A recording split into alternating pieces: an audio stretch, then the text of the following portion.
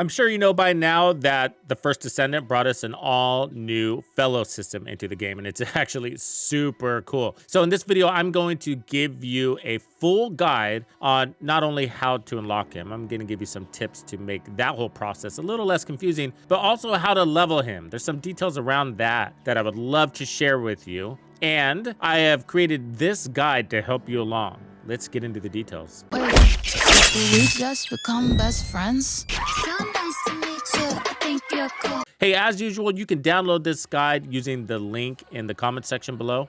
And let's start with the easy one. In the shop, you can buy the fellow if you like. There's a whole section dedicated to him. But if you want to buy the fellow thinking that you're going to skip the grind, it's sort of not skipping the grind. And I would like to start with this because I think it's an important detail. So if you go into your access info, you can look at how to unlock the fellow just like you can anything else in this game. So you're going to need some enhanced cells, a stabilizer, a catalyst, as well as a code. Each of these has a blueprint that you can be farming for, and you need to go into the void vessel in order to do that. That's also the way you farm Keelan, the new descendant. So while you're farming Keelan, you're farming the dog anyways, because you're going to be encountering his crates too and collecting his materials. So you're sort of doing the work anyways. But more importantly, there's a growth system to your fellow. And that's important because that's going to contribute to your mastery rank, but also leveling him up unlocks new skins and increases his capabilities. In order to get the materials to level him up, you need to complete the void vessel and interact with the loot caves along the way. And in my experience, by the time I had all of the materials to craft the dog, I had enough materials to level him up 13 levels. Now let's flop on over to the guide that I created. So at the very top is a sort of cheat sheet on how to unlock him, and we'll go over that. And the bottom section is the growth process. So when you go into the void vessel at the very end, by defeating the boss, you're gonna have a chance to receive either Keelan data vaults or fellow data vaults. RNG delivers here. When you get the fellow data vaults, which one you choose is based on the part that you need, and each data vault has different percentages attached to the blueprints. It's confusing on which one you want to choose when you're in the void vessel. It's difficult to sort through all that stuff, and it takes a little bit of time. So I'm hoping this is making this a lot faster for you. So for the fellow code, you're gonna want the intact data vault, and that's gonna give you a 25% chance to get that code. So that's the best one for it. The spiral catalyst, you want the imperfect data vault for that 25% chance. And then the stabilizer, the restricted data vault, the enhanced cell, you want the lost data vault. Now, I did create a full guide on the void vessel. So if you need more tips and tricks on how to complete that thing, then be sure to watch that video also. As far as crafting materials, you're going to need a ton of them. So interact with those loot caves or the storage containers along the way every single run. Now, these are going to require decryption keys. You only get decryption keys by defeating the boss at the end. He's going to drop 6, whether you're on hard or normal mode. So for crafting the dog, it's the experimental storage containers you want to dedicate those keys to. You're going to need 250 Excellium, 100 clone plasmoids, 300 luminous alloys, 150 specialized serum culture, and 200 centromere mixtures. That is actually a lot of materials. It is. It's a grind, and those storage containers on some of these only drop a few at a time. But by the time you have all of your materials to craft your dog, unless you're extremely lucky, you're gonna have made some serious progress on those materials. I only ended up having to do a couple of extra runs to top them off.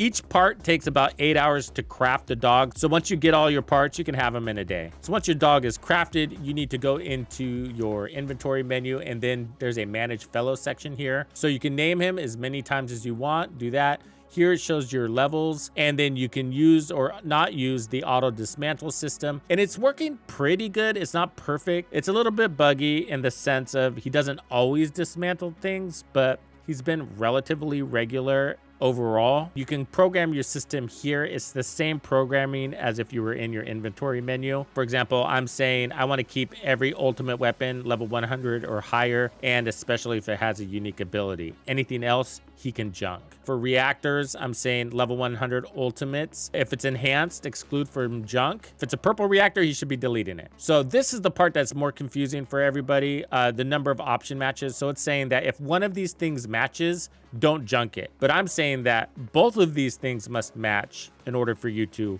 not junk it. For example, if I get a skill cost that is rare or higher, which is what I'm looking for, but it happens to get sub attack power, which I'm saying to dismantle as the other stat, then I'm saying go ahead and junk it, because I need both stats to be something I need. If you choose the other option, it's going to be like, hey, one of these things is what you're looking for. So even though you don't want sub attack power, I'm not going to junk it. The external components works the exact same way. So this is where you equip him. You could also unequip him if you want to. And then you have your leveling system here too. So you're going to be interacting with this for a while. His top level is 30. You're going to start at 0. By the time I got done crafting him, I had enough materials to supplement or to feed him, grow him to level 13 or so. So basically you need to go into the void vessel to get the materials to craft the elements that will allow you to level up. So one level is going to give you 0.01x mod drop rate increase, which ends up translating to Kuiper when you destroy it, and then 1 meter detection range.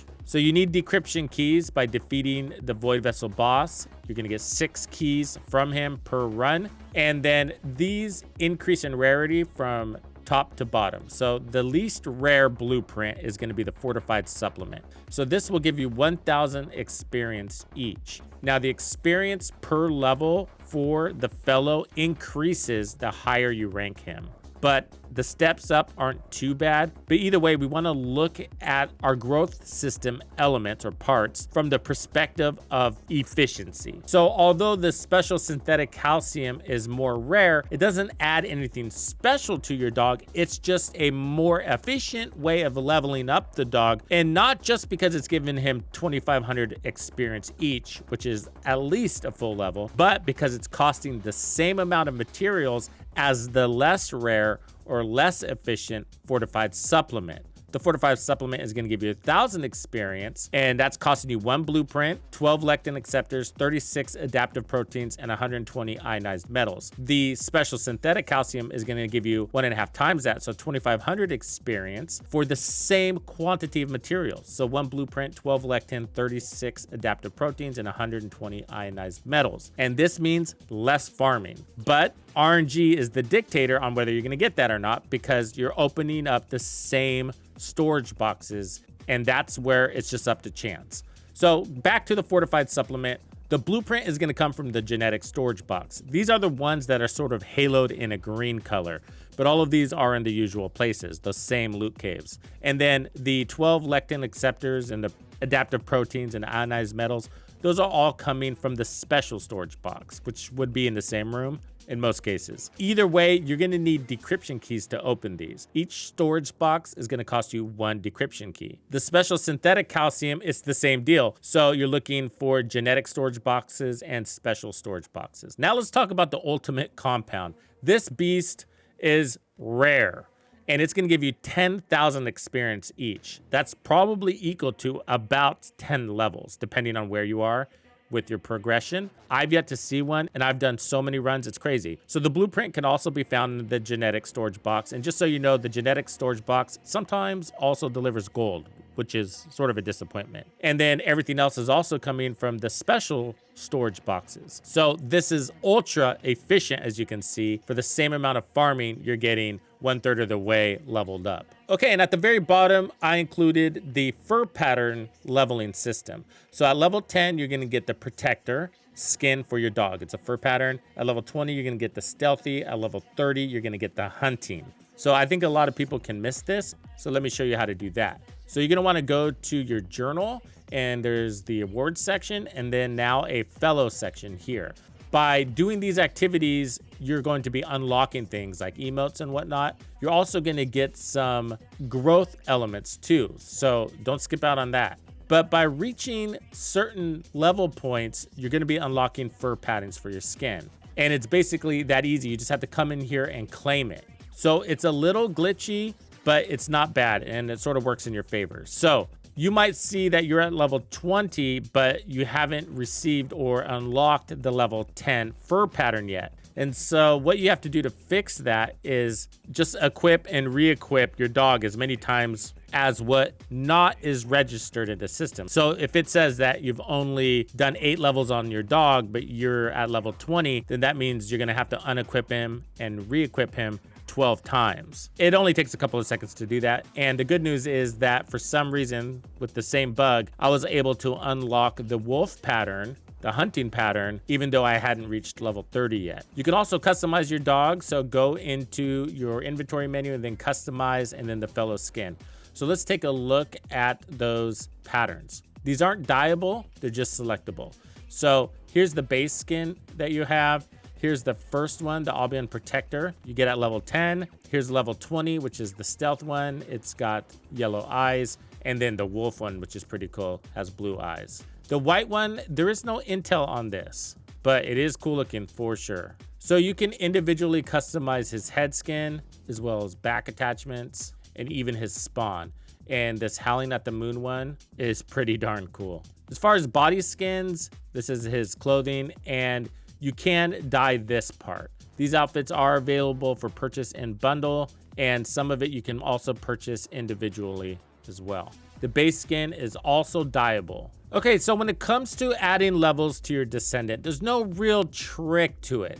But my only recommendation is to apply the more rare ones as a priority to the less rare ones. That's because they cost less resources and will allow you to reach your progression with less farming. So unlock things earlier. Small detail, doesn't matter otherwise. Hopefully this guide helped you, maybe brought some clarity on things. Catch you on the next one. Thank you for hanging out with me. My name is Tuxedo Bandido. That's Tito Bandido. One and only. And this was another episode of The First Descendant. If you found this video helpful, subscribe, like, and turn on notifications to ensure you don't miss out on the fantastic experiences waiting for you in The First Descendant.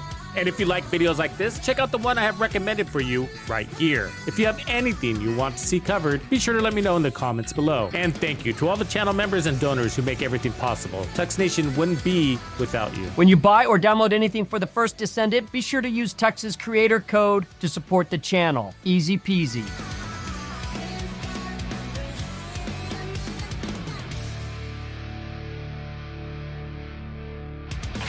Follow me.